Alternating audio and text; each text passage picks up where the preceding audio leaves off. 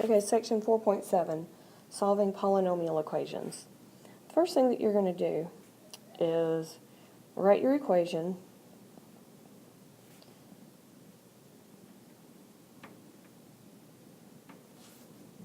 with 0 on one side.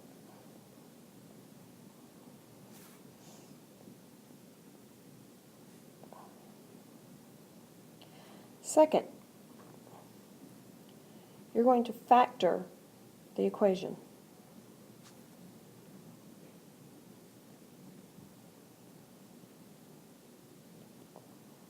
That includes looking for all common factors first.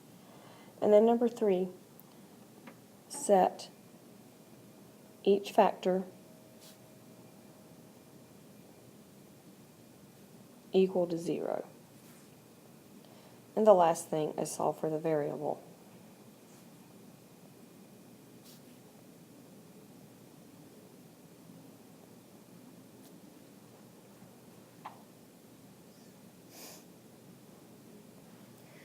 We're going to start with an example where our equation has already been set equal to 0, and this is already factored. So you've learned a long time ago that multiplying by 0 will give you 0. So all it takes is for one of these factors to be equal to 0 for the entire equation to be equal to 0. So what we're going to start with is we're going to say if q is equal to 0, then the whole thing is equal to 0. So q is equal to 0 is actually one of my solutions. And also, if 2q plus 6, if that part of it is equal to 0, then it also makes the entire equation equal to 0. So we're going to start with solving for q right here, negative 6, and then q is negative 3. Now a good idea is always to check it.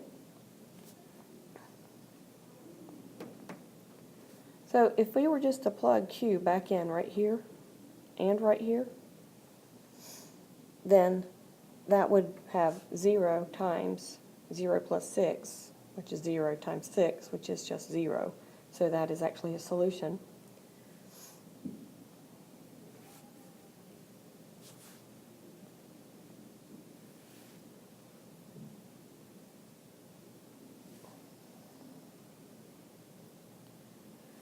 And now let's look at the 3. If you plug the 3 in to this first q, well, for checking, that just gives you a negative 3. And when you plug it into the second q, that gives you negative 6.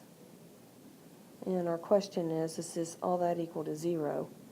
So negative 3 times 0 is equal to 0, so it does check. And this is one of your solutions, and this is one of your solutions. So we would write our solution set like that. Okay, for this equation, again, this one is already factored for you. You see these exponents right here? When you have an exponent of 2, that means we actually count that solution twice. So here, if x is equal to 0, then that's one of our solutions. It would make the whole thing 0. It's a double root.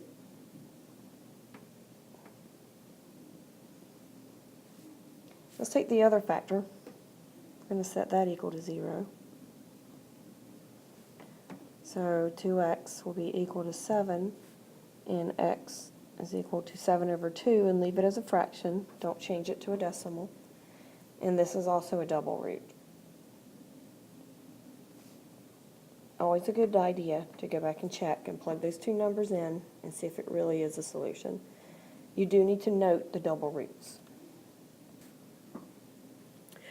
So far we haven't had to factor. This one we need to factor. So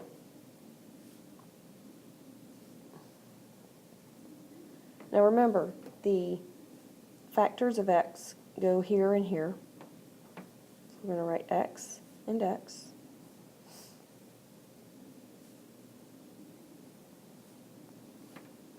And the factors of 6 go here and here. So we need factors of 6 that add up to 7. Well, so let's write off to the side. Some of our factors are 6, 6 and 1. Well, I see that automatically adds up to 7. So I'm going to write 6 here and 1 here. And the signs tell me that we have the same sign, and the 1 here in front of the 7, it tells me that they're both positive.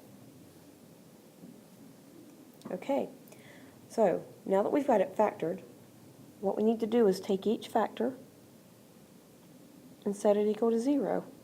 What will make x plus 6 equal to 0? Well, if x is equal to negative 6. And what will make x plus 1 equal to 0? If x is equal to negative 1. So those are our two solutions. And you do want to check these. You should check these in the original problem. So let's come up and check.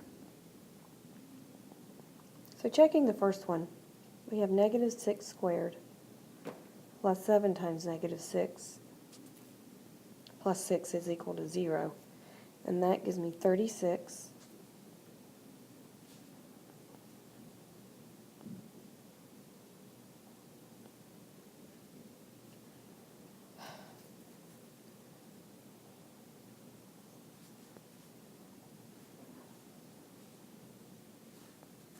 minus 42 plus 6.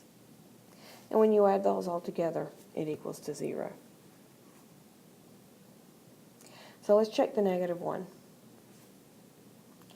And I'm just going to erase my 6's and this line right here. And we'll put our 1 in it. Now remember, you're squaring a negative 1, so that gives you a positive. And then you have the minus 7, and then plus 6, and that does equal 0. So they both work. And your solution set is negative 6, negative 1.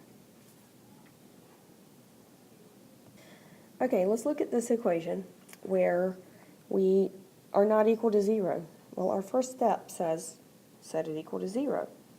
Now, I want to subtract 8y from both sides, but when I do it, I'm going to put it right here between these because I need to organize my exponents by exponent, so they need to go down. So here we go. Let's subtract our 8y.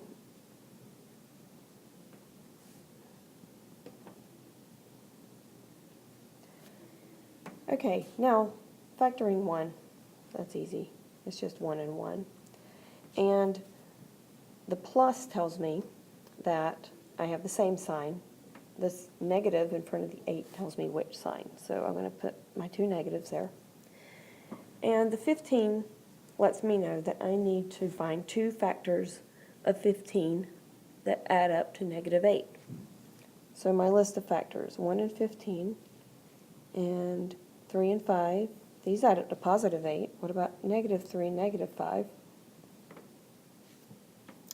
So we can use the 3 and the 5 actually because the negative is covered with the 1s. And so we'll have 5 here and 3 here and our y's. And it doesn't matter which parentheses they go in. So we're going to take each factor, set it equal to 0. 5y minus 1 equals 0. Add the 1, divide by 5. Same thing here. Add the 1. Let's write this factor down first. Add the 1, divide by 3. They are both solutions to this equation here. Now, you can always check and see if they work. So always plug them in. Don't ever give me decimals unless I ask for them.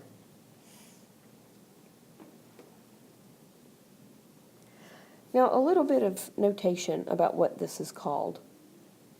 And we need to go to the next slide. Now, solutions of a polynomial, which is what we've been doing, have several names.